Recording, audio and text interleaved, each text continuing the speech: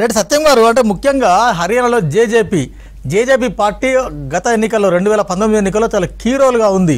కానీ ఈసారి JJP BJP రెండు విడిపోయినాయి. అదేవిధంగా రైతుల ఆందోళన లేకుండా అక్కడ తర్వాత రకరకాల ఇష్యూస్ ఉన్నాయి. కాంగ్రెస్కి అనుకూలించే ప్రతి అంశం కూడా ఈసారి పనిచేస్తుంది అనుకున్నారు. ఎందుకంత ఫ్లేర్ అప్ కాలేకపోయింది అంటున్నారు? ఒకటండి, ఇవాళ ఎస్టాబ్లిష్డ్ గవర్నమెంట్ హర్యానాలో బీజేపీ గవర్నమెంట్ ఉంది. తర్వాత దానికి తోడుగా మోడీ ఇమేజ్ ఉపయోగపడేటువంటి అవకాశం ఉంది. తర్వాత ఎలక్షన్స్ ముందు అనేక ప్రోగ్రామ్స్ ఇంప్లిమెంట్ చేశారు సెంట్రల్ గవర్నమెంట్ హెల్ప్ తోటి. ఇవన్నీ కూడా జనం మీద ప్రభావం ఉంటుంది. వీటిని దాటేసుకొని ఓవర్కమ్ వచ్చి కాంగ్రెస్ గెలవాలంటే ఖచ్చితంగా గవర్నమెంట్ వ్యతిరేకతని కూడగట్టుకునే విషయంలో కాంగ్రెస్ వ్యవహరించాల్సినంతగా వ్యవహరించలేదు.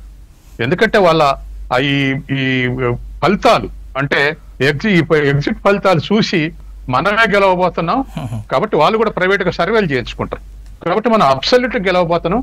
ఆప్ వీకెస్ట్ పార్టీ, ఆప్కి ఎక్కువ సీట్లు ఇస్తే ఓడిపోయే ప్రమాదం ఉంది కాబట్టి ఆప్ ఇవ్వకుంటే ఉండటమే కరెక్ట్ అనేటువంటి లెసన్స్ తీశారు. కానీ ఇతర రాష్ట్రాల ఎక్స్పీరియన్స్ తీసుకుంటే అలా లేదు. ఏ ఇతర రాష్ట్రంలో అయినా 2-3 మిత్రపక్షాలు ఏకమై పనిచేస్తే ఆ రిజల్ట్ వేరే ఉంటుంది. కాబట్టి క్యాడర్లో కాన్ఫిడెన్స్ వస్తుంది. కలిసి వ్యవహరించడం ద్వారా ఓటర్లు కూడా వాళ్ళకు కూడా కాన్ఫిడెన్స్ వచ్చి ధైర్యం వచ్చి ప్రతిపక్షాలకు ఓటు చేసేటువంటి శక్తి వస్తుంది. మీరు తెలంగాణలో చూడండి, వాస్తవానికి బీఆర్ఎస్ మీద కాంగ్రెస్ తో ఎంత పోరాడిందో అంత పోరాడింది. కానీ ఎలక్షన్స్ దగ్గరకు వచ్చే వరకు రేవంత్ రెడ్డి నాయకత్వంలో కాంగ్రెస్ ఎలివేట్ అయింది. బీజేపీ బండి సంజయ్ని మార్చి ఇటు మార్చి ఆ కన్ఫ్యూజన్ లో జనమందరూ ఏమనుకున్నారంటే బీఆర్ఎస్ ను ఓడించే శక్తి కాంగ్రెస్ కి ఉందని చెప్పేసి బీజేపీకి వేయాల్సిన అనుకున్న వాళ్ళు కూడా సానుభూతి పనులు కాంగ్రెస్ కు ఓటేశారు. కాంగ్రెస్ అధికారంలోకి వచ్చింది. అంటే తర్వాత వామపక్షాలు పోటీ చేస్తే చాలా ఓట్లు చీరేది. సిపిఐ ఒక సీటు తీసుకుని అన్ని పోసింది. సిపిఎం కూడా మేము చేయని స్థానాల్లో కాంగ్రెస్ వేయండి అని పిలిపించింది. అందుకని ఇట్లా ఓట్లు మొత్తం కూడా ఒక పోగేసుకున్నటువంటి క్రమంలో హర్యానాలో కాంగ్రెస్ ఓవర్ కాన్ఫిడెన్స్ తోటి వ్యవహరించింది అనేది ఇప్పుడు ఒకవేళ ఇంకో గంటలో అటు ఇటు కావచ్చు, ఇటు అటు కావచ్చు. కానీ బోర్డర్లో నెక్ టు నెక్ ఫైట్ అవుతుందంటే దానికి కారణం కాంగ్రెస్ బాధ్యత తీసుకోవాల్సిందే. అటువంటి అవకాశాన్ని కాంగ్రెసే జార విడుచుకుంది. ఇప్పుడు ఇండివిజువల్ గా ఈ కాంగ్రెస్ ఏం ప్రయత్నం చేయలేదు. వినేష్ పొగట్ గాని రెగ్యులర్స్ గాని బీజేపీ ఎంపీ చేసినటువంటి సెక్సువల్ హెరాస్మెంట్ కి వ్యతిరేకంగా వాళ్ళు స్వతంత్రంగా ఉద్యమించారు.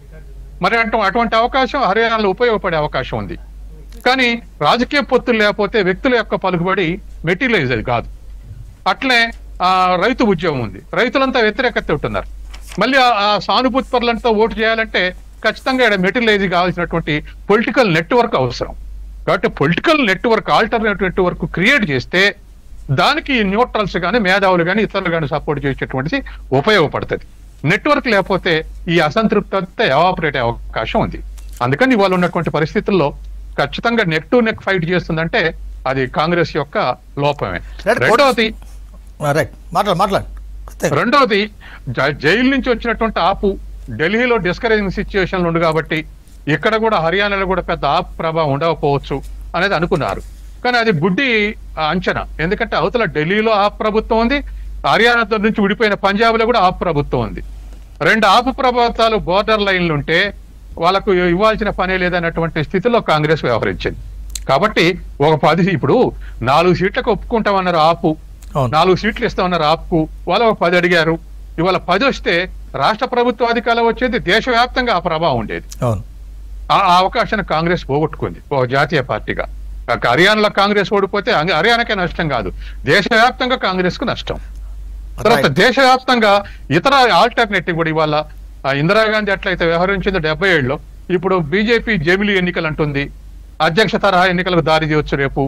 రాష్ట్ర ప్రభుత్వాలన్నీ ప్రేక్షకులుగా మిగిలిపోయేటువంటి ఏర్పడుతుంది జమిలీ ఎన్నికలు వస్తే. ఇవన్నీ కూడా నష్టాలేగా దేశానికి. కాబట్టి హర్యానాలో చేసిన కాంగ్రెస్ తప్పుకు దేశమంతా అనుభవించబోతుంది. అందుకని ఇవాళ ఉన్న పరిస్థితుల్లో అది బాధ్యతాయుతంగా వ్యవహరించకుండా పెద్దన్న వైఖరితో వ్యవహరిస్తుంటే ఇటువంటి రిజల్ట్స్ వస్తాయి. రైట్. కాంగ్రెస్ స్వయంకృత ప్రాధాన్యత సత్యంగా చెప్తున్నారు.